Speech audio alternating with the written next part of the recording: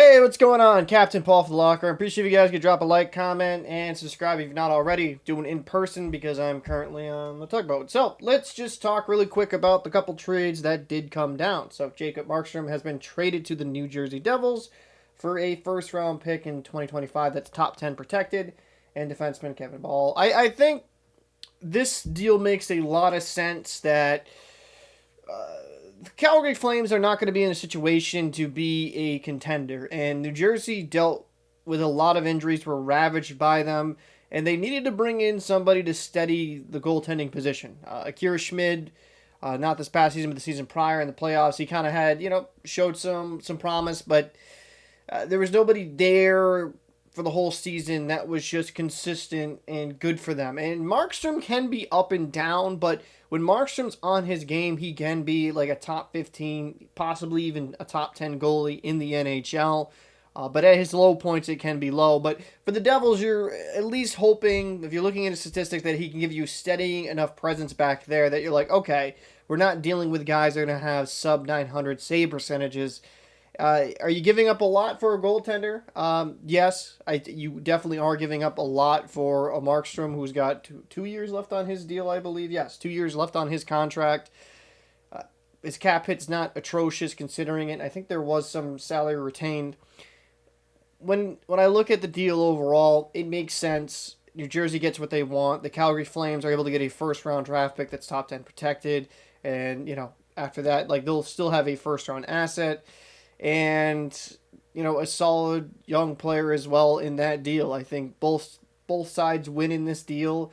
Long term, I think the Calgary Flames will win this deal. Depends on who they draft. I mean, if they draft somebody that becomes a very good player, we could be looking at this deal in a completely different context. But it fills the need for both teams. I think it makes sense. I think New Jersey with a steady goaltender, even if he's just average to above average.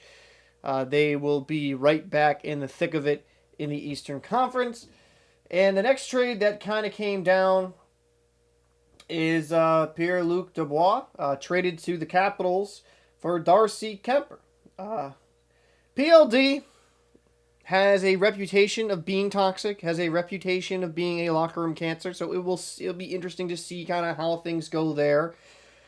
I don't think he'll ever fulfill that potential that a lot of people saw him as very early on as being like a number one center or a very high end number two. I think, he is what he is at this point. He had 40 points last season, and I feel like with some players they're not worth the drama, but the Capitals do get a player that maybe you can get the best version of him. Maybe you can get him motivated. I mean, if you're still looking in that aspect, I mean, they give up Darcy Kuemper. I think the LA Kings win this deal because they fill a need. They needed a solid goaltender. Darcy Kuemper has won a Stanley Cup with the Colorado Avalanche in seasons prior. He's shown he can be a good goalie. With the Capitals, Lindgren kind of came onto the scene last year. You're hoping Kuemper can he can kind of bounce back, and it makes sense. I think it's interesting considering they really haven't had PLD that long. But maybe that kind of goes to show how much of a problem he can be. On this deal, I think Darcy Kuemper will be fine enough. I think he can at least give you average goaltending. I think it's just more of an indication how PLD's toxicity that's been reported about maybe just gives them a short shelf life in certain destinations. So that's going to be a trade to kind of be very interesting to monitor. And last one, I'll talk about the waiver wires. Doing these in person because I literally didn't go to sleep right after this. Goodrow, New York Rangers waived him, and he was claimed off waivers by the San Jose Sharks. So it shouldn't be surprising that he was waived. He's just not worth the contract hit. They brought him in for the Stanley Cup experience, right? He was overpaid when he was signed to that deal anyways. So it makes sense. The Rangers need to kind of open up some space, and now you know, with the 4.5 increase and then getting him off the books, him getting waived, you know, it allows them a little bit more cap flexibility to retain some players or maybe even go out there and get a different asset.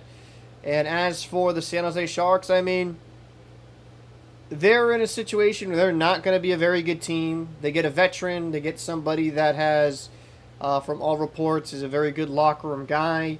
It makes sense. And maybe he can, on a San Jose Shark team where he's forced to play kind of a bigger role, maybe he has a very good statistical season. I think it makes sense for the Sharks to bring in a guy, good locker room guy like that. And I think for the Rangers, I mean, for the lack of production, I could understand them waiving him, regardless of how positively he's looked in the Rangers locker room. But I'm going to get out of here. I hope you guys enjoyed this video. I usually don't do them in person like this. So if you enjoyed it, I can do more of these. Actually make videos quicker to kind of put out. So appreciate it. Let me know your thoughts down below in the comment section. What have you thought about these trades and the waiving of Goodrow? Who do you think won these deals? Captain Paul, I'll see you after I wake up in the next one. I cannot wait to sleep.